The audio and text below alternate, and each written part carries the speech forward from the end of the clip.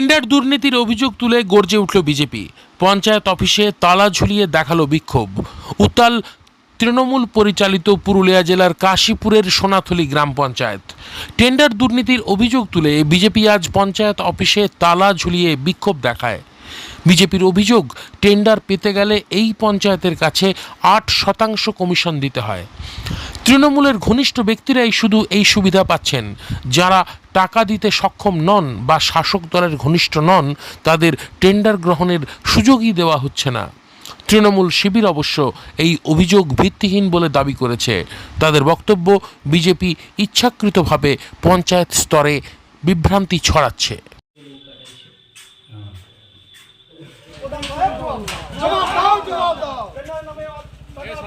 এই পঞ্চায়েতের আন্ডারেই কাজ করেন, তাই? হ্যাঁ তো কি আপনারা এখন কী করতে হচ্ছে? কাটমানি দিতে হচ্ছে এরকম একটা?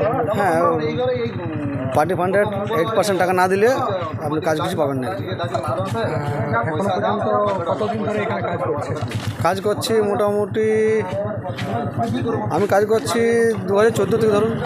তো প্রথম থেকে কি দিতে হয়? হ্যাঁ, কতবার?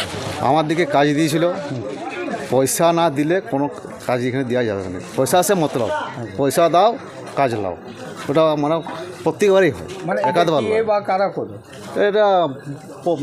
যতগুলো তৃণমূলের এখানে নেতা আছে সবগুলাই, তৃণমূলের নেতা বলতে যেমন প্রধান সাহেবকে দিয়েছি টাকা, এখন বাকি বলবো। কত পার্সেন্ট কাটমানি দিতে হয়? 8%।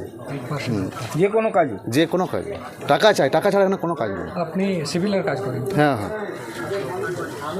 কী নাম আপনার? সমীর মণ্ডল। কোথায়? তার মধ্যে বিশেষ মানে গুরুত্বপূর্ণ যেগুলো হচ্ছে আপনার বিজ্ঞপ্তি ছাড়া এখানে টেন্ডার পাস হচ্ছে। বর্তমানে অনলাইনের যুগেও যদি বিজ্ঞপ্তি ছাড়া যদি আমাদের টেন্ডার হয়, তাহলে বুঝতে পারছেন সেটিং টেন্ডার নিশ্চয়ই হচ্ছে। টাকার বিনিময়ে ওয়ার্ক অর্ডার দেওয়া হচ্ছে। যার টাকা বেশি সে ওয়ার্ক অর্ডার পাবে, তাছাড়া পাবে না। আমাদের এখানে সে প্রমাণও হাতে আছে। যদি আপনার প্রমাণ চান, আমরা সব প্রমাণ তুলে দেবো আপনাদের কাছে, ঠিক আছে? দ্বিতীয় নম্বর হচ্ছে আপনার টেন্ডারের যে লেস মানি খুবই নগণ্য। এখনকার দিনে 8% লেস ভাবা যায়? এই আমাদের 2020-21 এইখানে পঞ্চায়েত আমরা আন্দোলনের সময় 42% আমরা লেস দিয়ে কাজ করাইছিলাম টেন্ডারকে। কিন্তু এখন দেখুন 8% মাত্র লেস, যেটা কখনো কল্পনীয় করা যাবে না। এখনকার দিনে কম্পিটিশনের যুগ, তাহলে সেটিং টেন্ডার নিশ্চয়ই হচ্ছে, বুঝতে পারছেন? তৃতীয় নম্বর হচ্ছে টেন্ডারের ওই লেস দেওয়ার মানিটা কয়েকজন নেতায় মিলে ভাগ করে খেয়ে নিচ্ছে। হ্যাঁ, ঠিকাদারি কাজে কাটমানি মানে নিচ্ছে, চেক নিয়েছে প্রধান সাহেব। এর প্রধান সাহেব কাকে চেক ভাঙা দিয়েছে বা কী করেছে সেটা প্রধান নিজে উত্তর দেবেন। মানে দুর্নীতি করেছেন না, এটা আমি কী বলবো, এটা একদম মানে ফালতু জিনিস।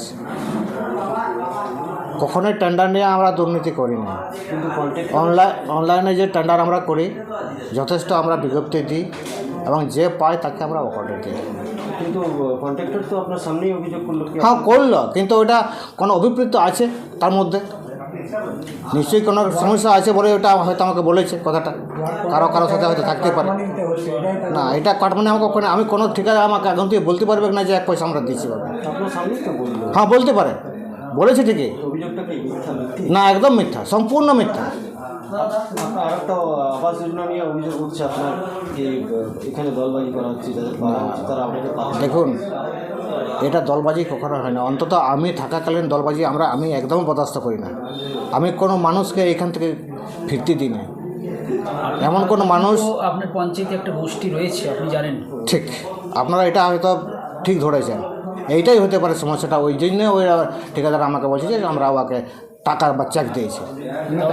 আপনি বলছেন যে ওরা সত্যি বলছে? না, সত্যি একদমই বলে নাই। ওদের ফাইট কী হচ্ছে সেটা জানি না, আমাকে পাঠার বলি করছে। সোনাথলি পঞ্চায়েতে কি ঘটেছে সেটা খোঁজ নেওয়া হচ্ছে এবং খোঁজ নিয়ে অবশ্যই আমরা সেখানে দলীয়ভাবে পুরো বিষয়টা দেখা হচ্ছে।